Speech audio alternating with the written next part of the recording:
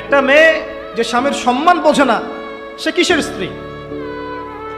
একটা মেয়ে যে স্বামীর সম্মান বোঝে না সে কিসের স্ত্রী?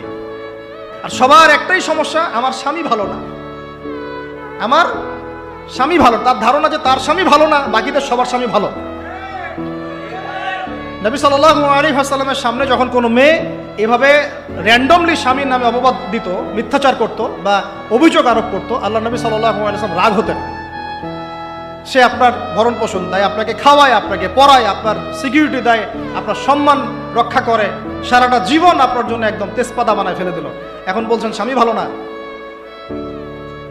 মেয়েদের দিনদার মেয়েদের মধ্যে যে পরিমাণ স্বামীর প্রতি অশ্রদ্ধা, অসম্মান আর কটুবাক্য, সম্মানহানি, গায়রতের খেলাফ কাজ করার যা দৃষ্টান্ত আমাদের সামনে আছে, আর বেদিনদের ব্যাপারে বলার তো আমার ভাষাই নাই।